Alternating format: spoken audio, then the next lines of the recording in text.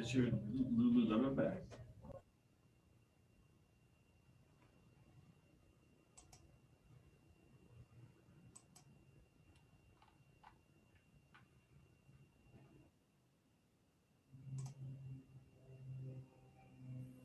Okay, the meeting is now live. You can go ahead and start. Thank you and everyone for joining us for our financial and committee meeting for today's date would be good if I had today's date already. What's today's date? May 25th. June 25th. Thank you. So we will It's still May. May 25th. Did she say? May 25th. And at this time, I would like to go ahead and call the meeting to order, and then if we could please have a roll call. Vice Chair Kitt, Got my box meeting in the car. Vice Chair Kitt. Sorry, here, couldn't find my Zoom. Okay, Director Nairn, Here. Chair Hernandez, Here. we have a quorum. Thank you. So we will go ahead and take item number 3, meeting open to the public.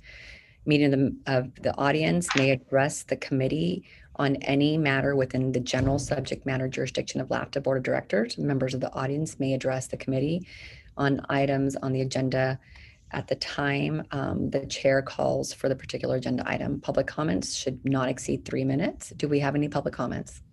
So we have no attendees today in this meeting, and I didn't receive any public comment via email. Okay, great. Thank you. So moving on to item 4, minutes of the April 27th, 2021 meeting of the F&A committee. I'll If move we could- approval of the minutes. I'll second Second. it. If we can please have a roll. Vice Chair Kitt, Aye. Director Nairn, Aye.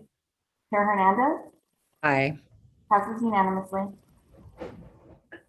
And then if we are ready for item number 5, which is the treasurer's report, April 2021. Okay. Okay, I had to check to make sure I wasn't muted. All right, so presented before you is the April 2021 Treasurer's Report. In terms of our expenses, compared to the revised budget, not the original budget, our expenses are at 66%, so we're expected to come in under budget, even on the decreased budget. And our revenues, on the other hand, are at 91%, as they should be, because when we put in the claim for our revenues, we put it in on the original budget, which was much higher, to make sure that we didn't have any cash flow issues depending on, you know, when COVID decided to end. We were hoping like September, and in case we had to add things, we'd have the money to do it. So didn't happen. So our expenses are coming in way below budget, and our revenues will come in over. And we have a healthy cash flow at this time. When we get to the budget, you'll notice, or you may not notice, or I may forget to point it out, I am going to be sending some money back to MTC probably come September, so that we have money in our actual reserves. Otherwise, we will not have that money for the FY23 budget, and we're going to need it then. So I think I'm going to probably send back about 5 million or so. And that's it for the treasurer's report. Thank you, Tamara. Do we have any questions from the board? Seeing no questions, we will go ahead and ask for the treasurer's report to be for an approval, please. I will go ahead and motion for an approval. Do I have a second? I'll second. May we have a roll call, please? Vice Chair Kitt, Aye. Director Nairn, Aye. Chair Hernandez, Aye. motion passes. So item number 6 would be LAFTA's operating and capital budget for year 2022, for year ending 2022. Okay, so this is our proposed budget for FY22, which would start July 1st and go through June 30th, 2022.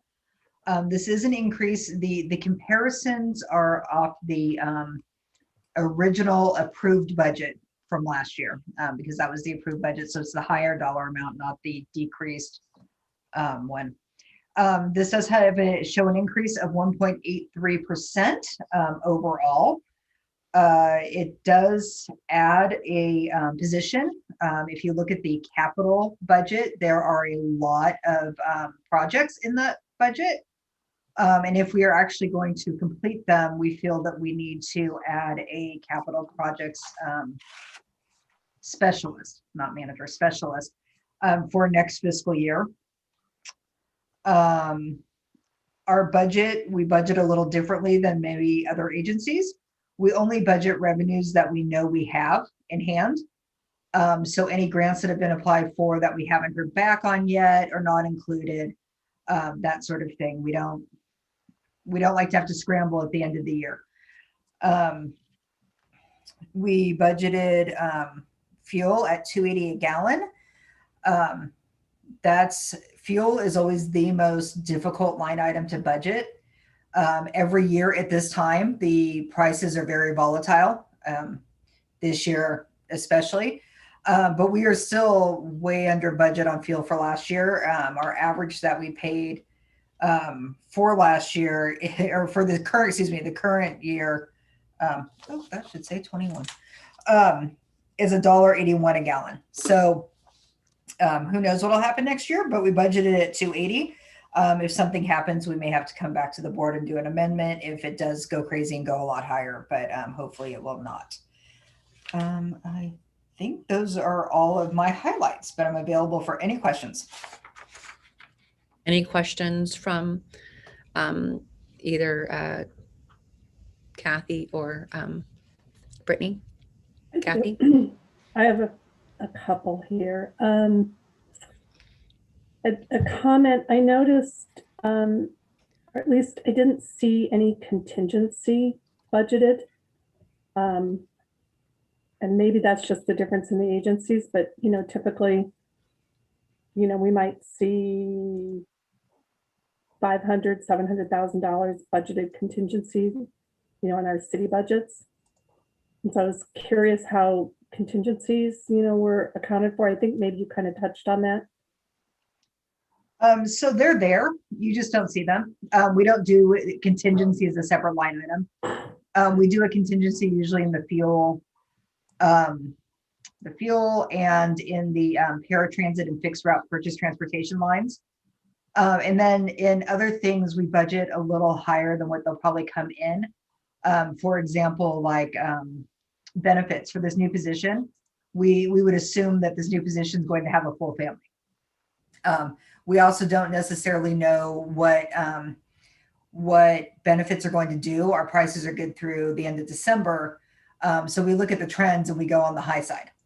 So there's contingency in there, but not as its own separate line item. Michael Tree has the power to move money between line items. So we say we don't need the money in purchase transportation, but we do need it over in fuel. He can move that literally with just signing a piece of paper. So. Okay. And then my next question is, if I'm understanding this correctly, it looks like there's about 6 months of reserve after using some of the reserves to balance the budget. Am I reading that correctly? That's correct. Okay.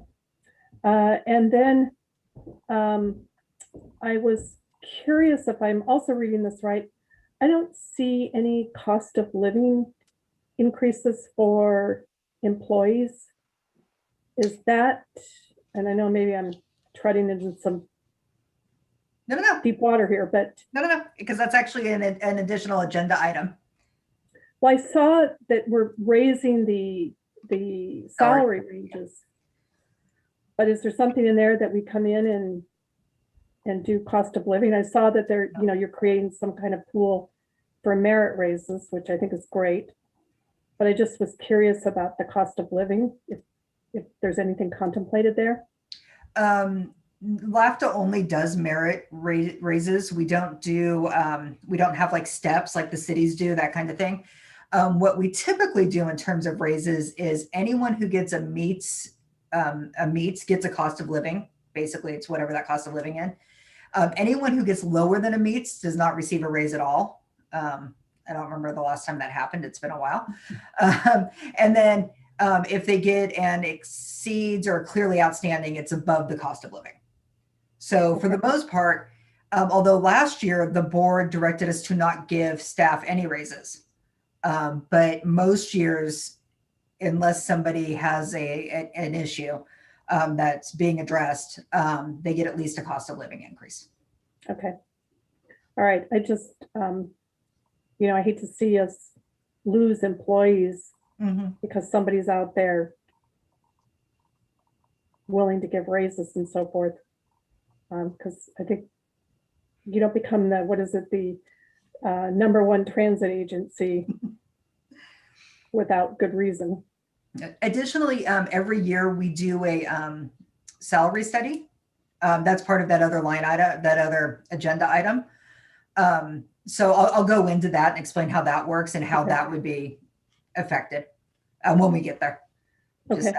I don't want to do any Brown Act violations or anything. So I want to make sure I'm cool. All right. I think those are my questions. Oh, it's the very next item, actually. Yeah, I was going to say that. I think also, Kathy, just to your concerns with regards to salaries, we've been a pretty fair agency. So I feel that we've always, at least in the last, few years that I've been on it, we've been pretty fair with salaries. So, so I will go ahead and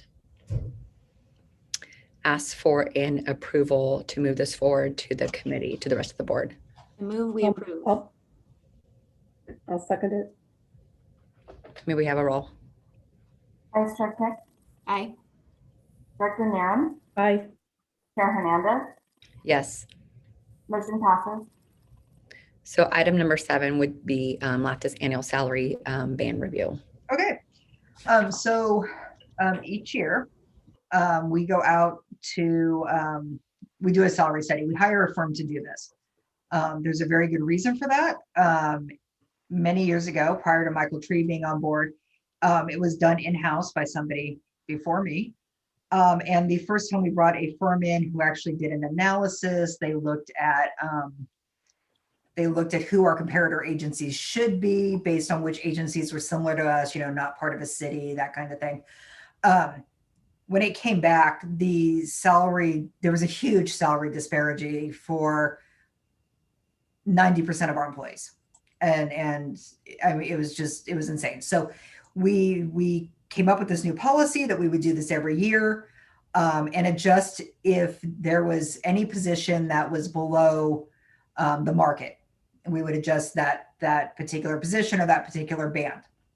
And we do a full compensation study. So when we get the results, sometimes it will show that on salary alone, certain positions are a little lower than the comparators on average.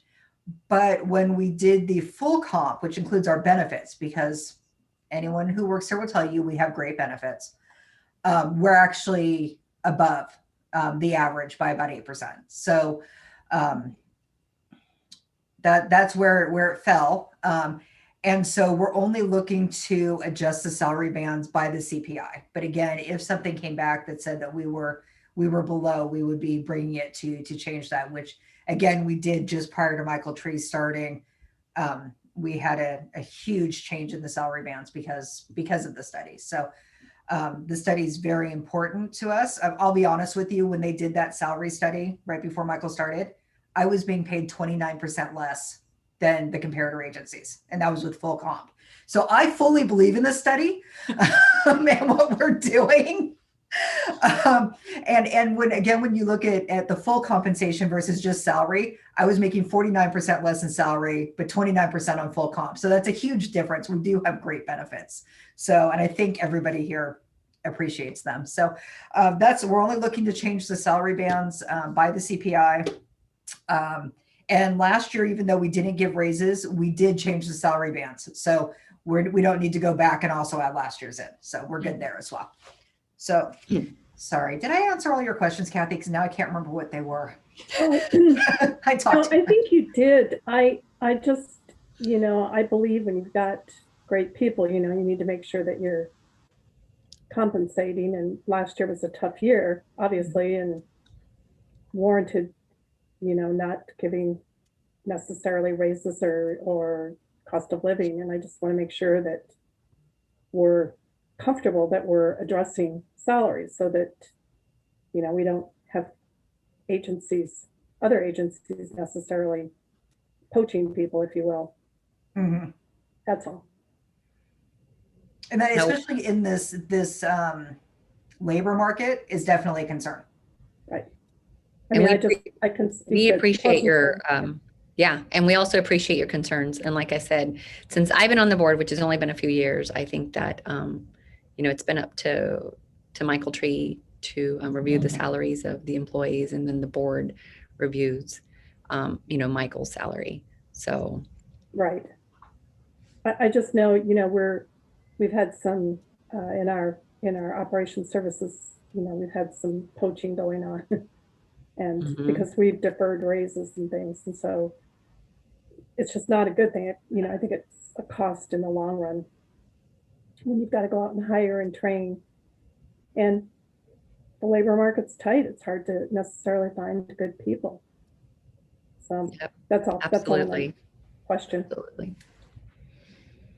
So do we have I any? guess I don't see Michael saying much, so I assume that means he's comfortable somewhat with this, and so you know, at the end of the day, I think, you know, we have to leave it up to him, or I'm certainly willing to leave it up to his judgment.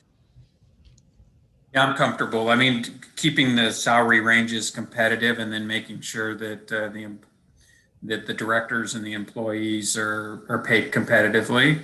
Definitely. I mean, high on my priority list. Okay.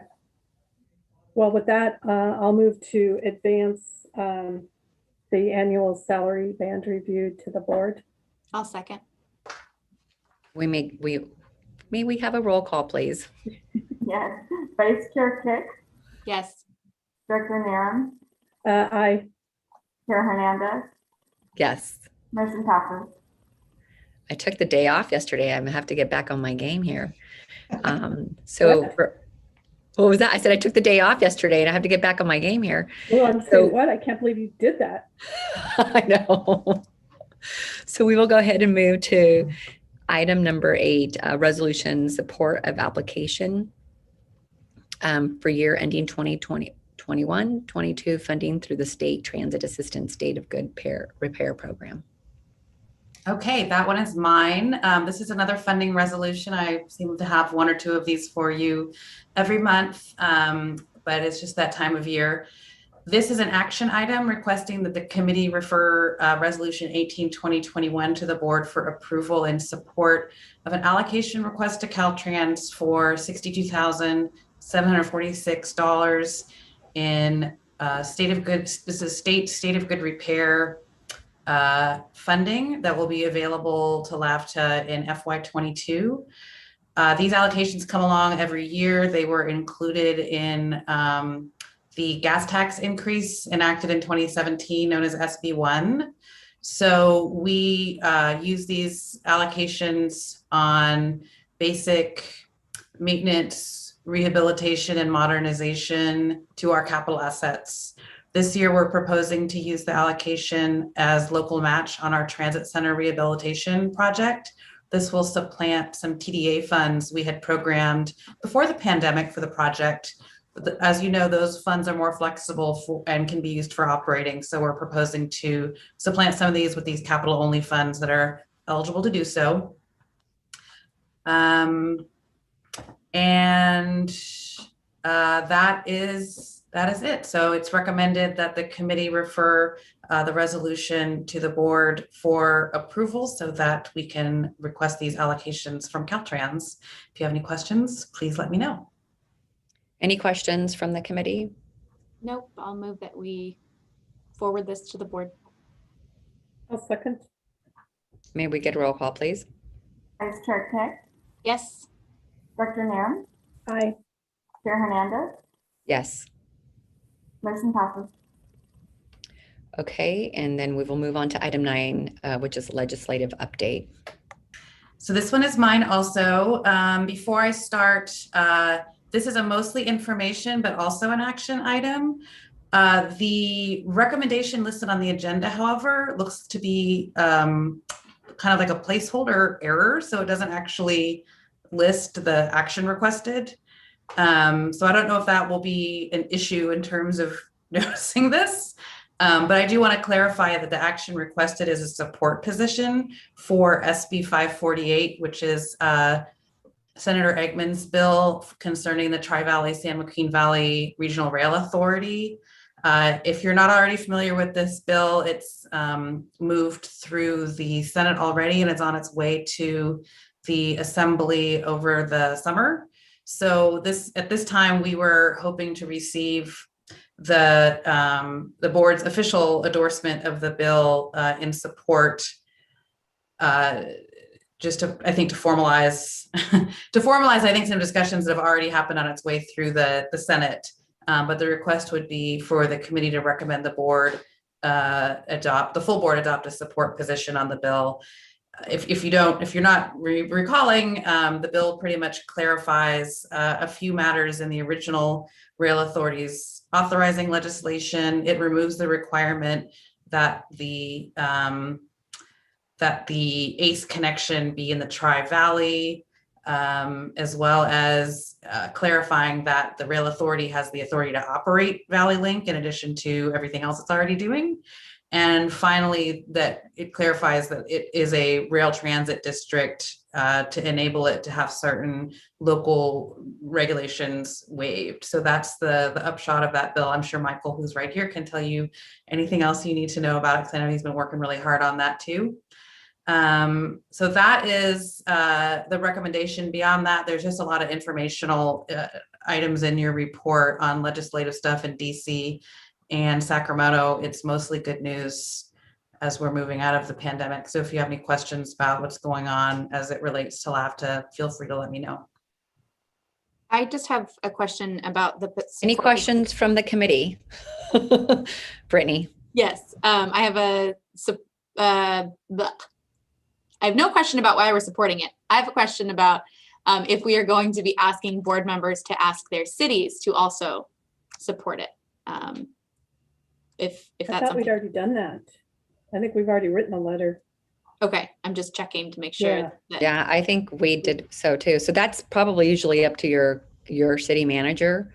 okay, So you may want to ask your city manager. I was like, And you've we already just done got it. our update, but I don't remember this one. So I'll ask about it and check in and make sure. Yeah, Bob did send a letter, Brittany, Okay. just so you're aware, he signed a letter. Those mayors get to sign stuff for us. Okay, We good. do. We should know what's going on, right? Just- Your city manager can also give you a briefing too. yeah, we FYI. got ours, but I didn't recognize the number. Okay. Perfect. Yeah. So- let's- Michael, is this really just kind of a formality for LAFTA to get, or I guess maybe I should ask Jennifer to get formally to endorse the 548, because Valley Link, has been out the gate, and I think all three cities have already actively taken a position, and who knows who else has done that. Yeah, I can take that one. This does basically formalize, Michael has authority delegated by the board when there's an urgency matter to take up legislative matters in between board meetings. But in this case, we wanted to ensure that the full board had the opportunity to sort of formalize that degree of support. So it's really just kind of clean up the books, I guess, so to speak. Yeah, they got a letter from our agency, and so this was really just circling back with the board. Okay. Okay. Well, I'll move to accept the report and refer the report of 548 to the full board. I'll second. May we get a roll call, please? Vice Chair Kick, Aye. Director Narum, Aye. Chair Hernandez, Yes. motion passes. Thank you. So we will go ahead and move on to item 10, which is the one-year extension to the legal services agreement with Hanson Bridget LLP. All right, I'll take this one. So you as you're aware in reading the staff report and with your business with the board, Hanson and Bridget represents the agency from a legal counsel perspective. and particularly Michael Conneran is your attorney there through Hanson Bridget. So we've been really very happy with Michael Conneran's performance and his colleagues there at Hanson and Bridget. He's fantastic, just to kind of sum it up in just a few words. So we have the agency has a 3-year fixed contract with him and then a right to extend the agreement for 7 one-year periods. So you've got a couple of 1-year extension periods left, with the last one expiring June 30th of 2023. So along with those extensions, there is an ability to increase the contract price by the CPI. So we're recommending that you extend an additional 1-year period for Hanson and Bridget. This one would be through June 30th of 2022, or your next fiscal year. Tamara has calculated the CPI. That's included in your packet as to how that was calculated, and more specifically in a letter to Michael Conneran there at Hanson and Bridget, should the board approve that 1-year extension. So I'd be happy to answer any questions that you have in regard to that action. Any questions, Yeah. Kathy? Michael, you said the board has the ability to raise his fee, or is it a contractual obligation? It's probably contractual. Tamara, you actually wrote this staff report. Did you see whether it was part of the contract or whether it's at the option of the board? The price is part of the contract. The board's option is whether or not to extend the contract for another year. So if we didn't extend, if we had concerns or whatever, we could do an RFP. We're not obligated to necessarily exercise the option. That's correct. Okay. And then my question was, in 2023, when it's our last chance to do a 1-year extension, do we have to redo an RFP, get a new contractor, and then they would potentially apply again, and then we could potentially choose them again? What does that look like? That's exactly what it looks like. Okay, good. I'm learning. Yes. I've been happy with them. I haven't had any, I don't see that our agency has had any problems with them at all whatsoever. And if, I'm assuming that Michael would come forward and let us know. So I have no quorums with extending the contract for another year. No, I agree with you. So if we can get a motion to go ahead and send it to the board, please. I'll move that we go ahead and exercise the option to extend the contract for our legal services. And I will second that motion. Thank you. And may I get a roll call, please? Vice Chair Kick, Yes. Director Naren, Aye. Chair Hernandez, Yes. motion passes. And then item 11 is exercise the first option year of the contract with MV Transportation. So this one's mine. Good afternoon. Similar to the last item, MV Transportation is currently under contract to provide the O&M for the fixed route service. So the contract consists of a 3-year base term and 4 1-year option term. We're in the last year of the base term, which will end on June 30th of 2021. And given that they have been a great partner, especially during the pandemic, we would like to continue that relationship. So staff is requesting that the F&A committee recommends to the board to authorize the executive director to exercise the first option year, which will extend them through fiscal year 2022. So I'll be happy to answer any question you might have. Any questions? It's not seeing any questions. May I please get a roll call? How about a motion? A motion first would be good. I'll motion. I will motion to go ahead and exercise the first option here. Thank you.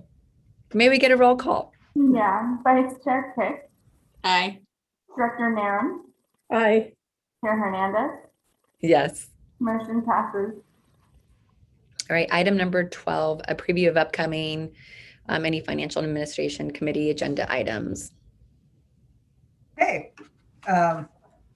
Well, now that the big budget's done, in June, we will just have minutes, treasurer's report, our LAIF investment approval we have to do every 2 years. In July, committee meetings are typically canceled because we don't usually have a board meeting in August. In July, staff will be having our triennial Federal Transportation Administration or FTA review. So it'll be nice if we don't have committee meetings because that's 4 full days of fun. So we'll need some extra time for that. August tends to be slow as well, although you never know. Jennifer Yeamans could be bringing some resolutions to you in all of these months. So August and September, we just have the minutes and the treasurer's report. And then October, we have the what is formerly known as the Comprehensive Annual Financial Report, also formerly known as the CAFR. We will be coming up with a new name for that shortly, as we've been directed to by the Government Finance Officers Association. And we should have the results of the FTA triennial at that point as well. Okay, so it sounds like you're looking to not have a meeting in July? That's the hope. If we do cancel board meetings in August, unless something comes up, we will hopefully not have July committee meetings. Okay, I'm fine with it as long as that, you know, we always have the option if something comes up, then we would have a meeting. Always. I'm good with it. Okay, so it sounds like that's a go tomorrow. And then item number 13, matters initiated by the committee members. Do you guys have anything to bring forward? I do. I have a question. I'm wondering at some point if we could maybe get an update on, and this is as much for my information, on the unfunded pension liability, where the agency stands and the possibility of, you know, evaluating whether a 115 pension trust fund would make sense. We talked about this several months ago, and I know they're waiting for some funding. And now that we've passed all these resolutions, I'm feeling like maybe it might be time. And I think it's kind of a good idea, just in conjunction with the budget, to just check in where we are. I mean, if you'd like, I can get a presentation by CalPERS. They have offered to do a presentation to our board if we would like, explaining how the 115 plan works. If that's what you're interested in, we can definitely do that. Well, I just, you know, I'm familiar with the 115 through other agencies that, including Pleasanton, that have them. I was just more curious or interested as to, you know, what was the unfunded pension liability position of LAFTA. Mm-hmm. And, you know, depending on how we feel about it, given that we do have what appear to be some pretty substantial reserves, does it make sense to, you know, establish one of those with a little bit of the money or a little bit of the reserve money? So that gets done every year with our report that was formerly known as the CAFR. We really need to come up with its new name. So I have last year's. If you want to see last year's, of course, it's going to change every year.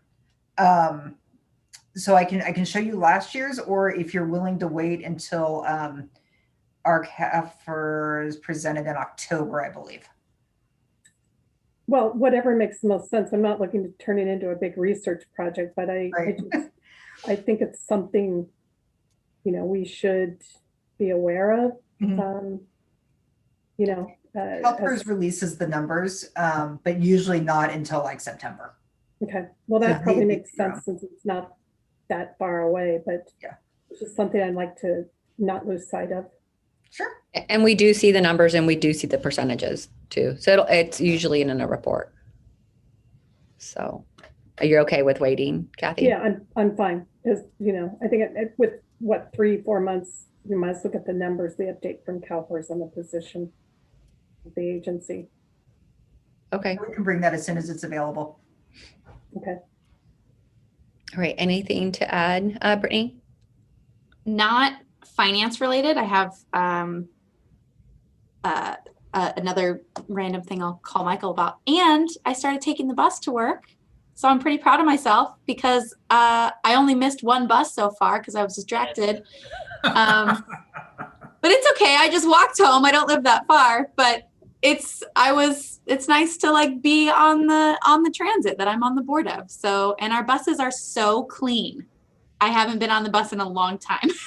And I was very happy about how clean our buses are. What route do you take? 30R. Nice. It goes right from my house, right to a block from City Hall. So I'm Brittany, pretty lucky. I don't know if you're aware, but our board members ride free. You just need to come in and get an ID badge. I didn't know that. Yeah, I had a feeling. Well, then the bus driver is going to be extra nice. Yeah, Doesn't work that way when I ride. I updated my Clipper card since the last time I used transit was pre-children, and so I was good to go. But I mean, I'll take it. So Our bus drivers are pretty nice. Yeah, they didn't know. And our buses are clean. They were plenty nice. So yeah, that's all. Just great job, yay buses. I'll call Michael maybe now if you have a minute to answer another question. All right. So our next meeting will be on June 22nd, 2021, and the meeting is adjourned at 4:37. All right. Thanks. Bye. See you Thank guys you. next month.